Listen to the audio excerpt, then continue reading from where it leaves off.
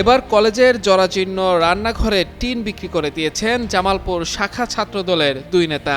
আর এ অভিযোগে জামালপুরের ইসলামপুর সরকারি কলেজের শাখা ছাত্রদলের দুই নেতাকে সংগঠনের পদ থেকে অব্যাহতি দেওয়া হয়েছে।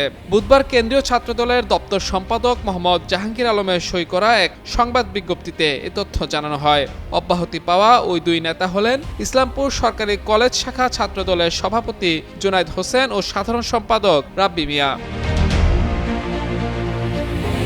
বিজ্ঞপ্তিতে বলা হয়, ছাত্রদলের কেন্দ্রীয় সংসদের সিদ্ধান্ত অনুযায়ী সাংগঠনিক শৃঙ্খলা ভঙ্গের সুনির্দিষ্ট অভিযোগের ভিত্তিতে ওই দুই নেতাকে পদ থেকে অব্যাহতি দেওয়া হয়েছে। সিলন টি রপ্তানিতে শীর্ষে। বিজ্ঞপ্তিতে আরও উল্লেখ করা হয়, ছাত্রদলের কেন্দ্রীয় সভাপতি রাকিবুল ইসলাম রাকিব ও সাধারণ সম্পাদক নাসির উদ্দিন নাসির এ সিদ্ধান্ত অনুমোদন করেছেন। এর আগে গত 22 ফেব্রুয়ারি ইসলামপুর সরকারি কলেজের ছাত্রাবাসের পুরনো রান্নাঘরের চালের টিন খুলে ফেলার অভিযোগ ওঠে ওই দুই ছাত্রদল নেতার বিরুদ্ধে। কলেজ সূত্রে জানা গেছে, নতুন রান্নাঘর নির্মাণের উদ্যোগ নেয় সম্প্রতি জরাজীর্ণ রান্নাঘরের চালের টিন খুলে ফেলা হয়। পরে অভিযোগ উঠে ওই মালামাল বিক্রি করা হয়েছে।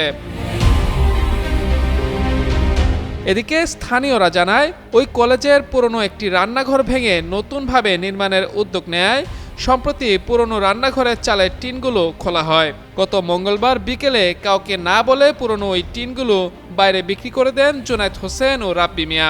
বিষয়টি নিয়ে ব্যাপক সমালোচনা শুরু হলে কেন্দ্রীয় কমিটি তাদের দুজনকে সাংগঠনিক পদ থেকে অব্যাহতি দেয়।